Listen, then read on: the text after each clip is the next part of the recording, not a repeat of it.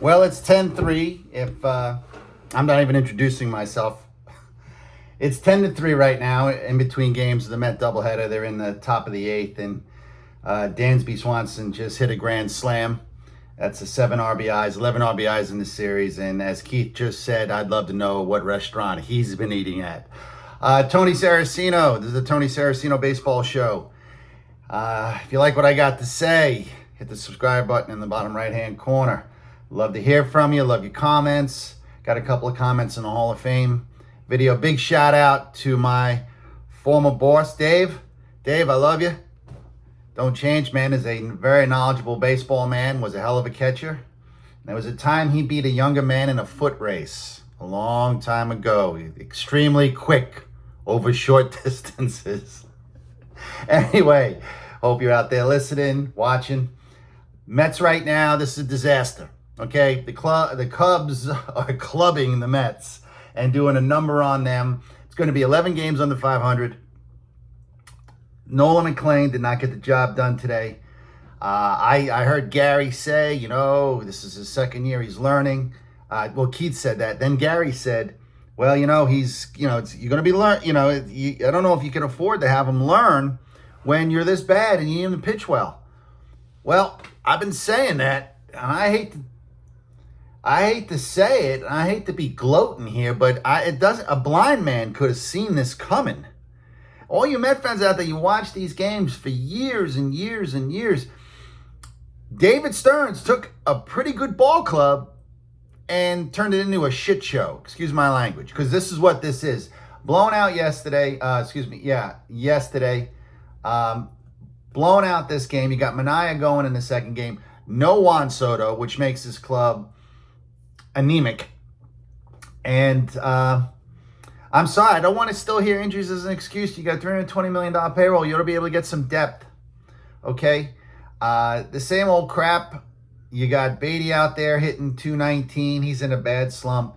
Vientos tried to sneak in. Simeon's hitting 214. Melendez is hitting 188. Torrens is hitting 216. They're not even catching Alvarez. At least Alvarez is hitting a little bit when he doesn't catch. Jared Young is whatever he's going to be, he's going to be. This lineup is an absolute disaster. I don't see it competing with the Cub lineup. You got two former first-round Met picks at the top of the lineup there, and one of them is an absolute stud in Peter Crow Armstrong. And boy, are the Mets just ruining the day they decided to rent Javier Baez for 2 months, because that's who the Mets traded to get Javi Baez. They traded Peter Crow Armstrong. And this guy's an absolute beast. Dansby Swanson came into this series hitting about 180, by the way, folks. He's now got 3 home runs and 11 RBIs and has personally just crushed the Mets right now. All right. We got Mania going in the second game. I don't see help coming here. I don't know really what to say. I mean, they're going to be 12 games on they lose this. They get swept in this doubleheader, and you're 12 games under 500. David Stearns, who the other day said we're going to take each day worth of pitching day by day. Okay, I said to you guys the other day, it ended up being a rainout, and I don't like to make gambling predictions on the show just because I don't like to promote gambling. But there's certain times when you're doing this, you're watching games, you get a good feel, especially for baseball, how a pitcher's going to throw. And I had said the other day that I would bet the house against Kodai Senga, and he didn't get out of the second inning. And again, a blind man could see this coming. I don't bet, but I'm telling you guys, when I tell you this is I think the third time I've offered this up, and I've been 3-0. So, geez, if I go 5-1, somebody out there is going to be getting rich. Sorry about that, guys. Once again, I want to just see Senga's line from the other day. And every time I ever go on a site here, I decide to get... Oh, excuse me. He pitched into the 4th inning. I watched the game. I apologize. I got that wrong. 3 2/3 innings. 5 walks. There you go. You don't trust your stuff. He came out, by the way, he came out throwing darts in the 1st inning and struck out the side. All right. So 8 base runners in 3 2/3, 7 scored. And then more crap came in. Perez and Myers came in. Both of them got ERAs.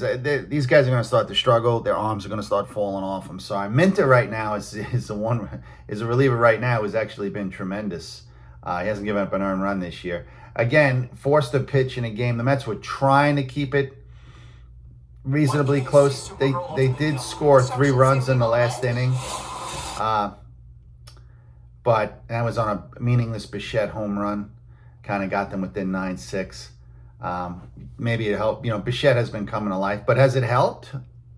Again, he has no position. He's a DH. I've been saying this for the longest time. We're supposed to upgrade on defense. I don't see where we upgraded on defense, which really bothers me with David Stearns. I mean, Milwaukee's winning as much as ever. Maybe they didn't need David Stearns. Maybe that dumbass wasn't the reason the Brewers were winning. Because he comes here and he has turned this team into an utter mess. A mess. Okay? And I don't know what you were thinking. I don't get it. I do not get it. Somebody help me get it. Where you got guys in this lineup and in this team. And the only upgrade he made defensively, bringing anybody in, was Marcus Semien. I get Nimmo in the outfield, and maybe Benj and Ewing are an upgrade on that package, but you tell me which one of these two guys are going to hit like Brandon Nimmo this year. Brandon Nimmo last year hit 25 home runs, knocked in 94 RBIs. And I said this in countless videos. Okay, did you upgrade defensively at first base? You got Jared Young playing over there now. Okay, you try to put Vientos there. He can't hit. Okay, Vientos is down to 221. You tried to get Jared Young over there. He's trying to come to life, but he's batting in a 2. Where's Pete Alonso? Who's got a bat like Pete Alonso? Oh, Polanco was supposed to be that guy? Stop. Pete Alonso showed up every day. The guy never missed a game. And you can write him down for between 30 and 40 home runs and let's say 90 to 120, 125 RBIs every year. Okay? What did you replace this with? The garbage. That's Jorge Polanco. Okay? I'm sorry, Jorge Polanco. All right? You came off a decent year. His year has sucked. Okay? He's been invisible. He's not coming back. Lindor's coming back the second game. Do you really think he's going to give this team a lift? You really think he's going to give this team a lift? I don't see it.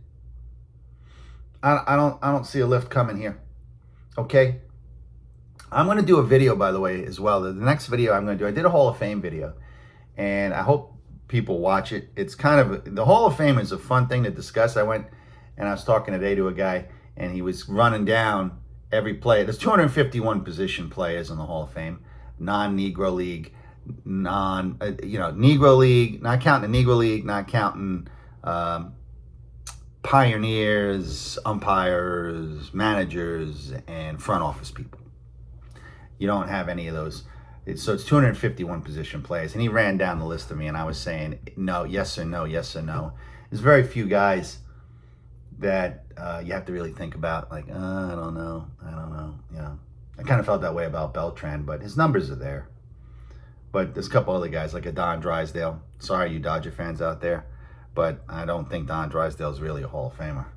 I mean, he won 200 games in an era of great pitching. And he was, he had a couple dominant seasons, not a lot of dominant seasons. So, I don't know. Anyway, that's neither here nor there. I don't want to go back down that road. I want to talk about this team that's now falling by the wayside and is basically a free fall. Well, they have 7 games out of the wild card. They're going to be further out after this, after losing the first game here. And like I said, 11 games under 500. No Soto. Again, no information yet on how bad his injury is. Day to day, like I said, that's the Mets line. The Mets are always day to day. That's the way they do it. That's the way they deal with injuries. I could pick on some of the guys that, like, I can pick on Marcus Semien, who is just done.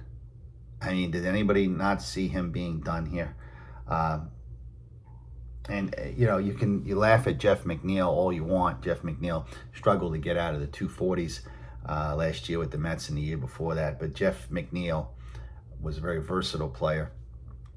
And again, I don't mean to keep going back to McNeil, Nimmo, and Alonso, but when you look at the offensive struggles on this team, it is not hard to find out where this occurred, okay? And then you couple that with the mistakes made in the pitching, with Peralta, with Senga. Not saying, listen, Senga's done.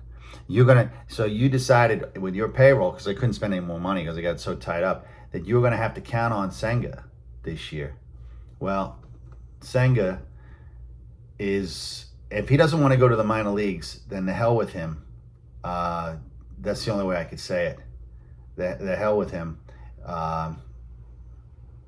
You got to go to the minor leagues and you got to stay there. And I don't see him coming back. I actually think now it's become very much a mental problem. If you watch Senga in the dugout yesterday, and if you watched his general performance with how he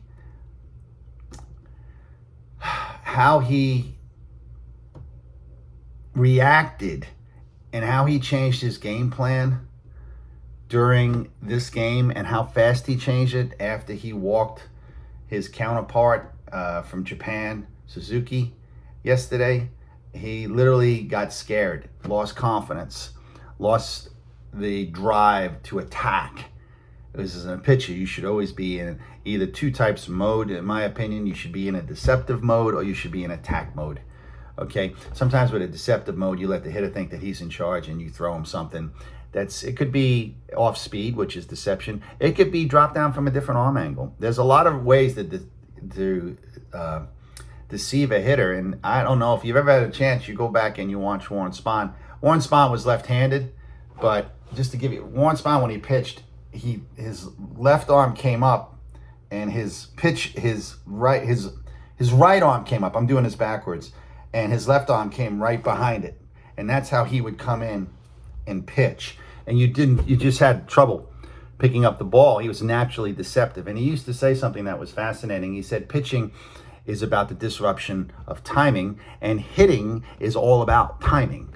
So, Senga lost all of that yesterday. He's 0-6. His ERA is an ungodly 10. I don't see him being able to do a damn thing this year. And I think mentally he needs to almost sit back and start again. Pintero came in the game. He's got an ERA over 5. The Mets got their relievers, and great. When they win a game, they go, with their 3 guys, and there you go. But they got nowhere else to go when they're ahead or when they're winning. I mean, at least they're set up. They don't win a lot. So they've got, the A-list in the bullpen will be ready. But I have to tell you something, and I said this the other day about Steve Cohen and not giving your money to the Mets. I would say this further, that you guys should file some type of injunction to see if you can stop payment on David Stearns' salary, because this is turning into a 90 to 95 loss season. You can see this coming. And maybe I'm a little hot right now because I just watched Dansby Swanson just do an absolute bedbug Eddie number on the Mets so far for these first 2 games. If they get swept here and they go to 12 games under 500, Keith was saying this, and he's very much right. You can't, when they were 10 games under, you can't get any more under than what you were, and they are quickly falling by the wayside. And if we get some information on Soto and he doesn't come back, the season's over. I don't know what I'm going to talk about. I'm going to have to expand the show I'll start doing some historical stuff. I saw a great video on the Hall of Fame. It was a lot of war stuff. I'm a part war guy and I'm a part eye test guy. I'm more, I don't need war to tell me who was a Hall of Famer. I really don't. But I saw a great video on it, and we'll do some more stuff like that. We'll do Hall of Fame. I'll pick a player, talk about him. Because I don't see where we're going to have a lot to. Am I going to keep coming on here every doggone day and rip David Stearns and rip Stephen Cohen and sit here and tell you and rip Vientos and Beatty and Simeon and Melendez? Am I going to kill these guys every doggone day? And Peralta, which is what's going on. And I feel I have a license to do it because you can see this coming. I started doing this program about 5 weeks ago, and I haven't been wrong, which is not to be smug about it, because I think a lot of Met fans saw this coming.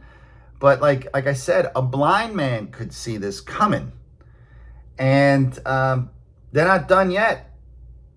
I can't see David Stearns surviving this, and I can't see Mendoza surviving this. I think there's a 90. Cohen doesn't know how to be an owner, but if he may overreact when he does make a move, which he'll clean house. I don't know how you can keep David Stearns after this mess this year with the money that he spent and the decisions that he made.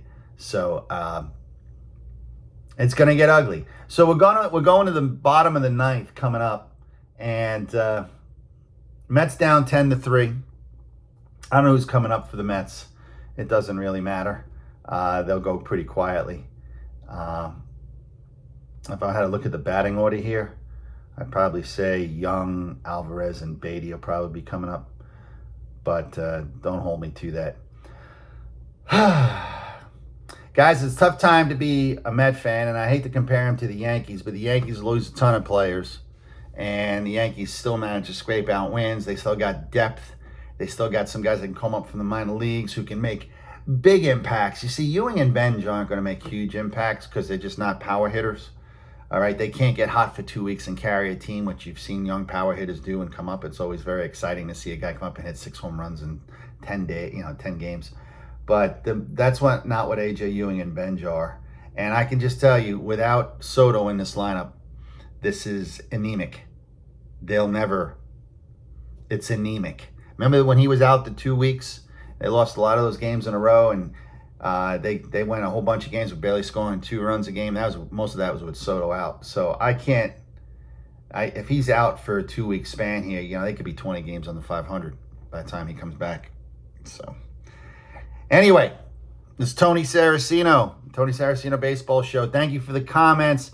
Thanks for watching. Thanks for subscribing. It's good to hear from you. And don't worry, we're going to start getting in depth. I'm going to start picking some players and start talking about them.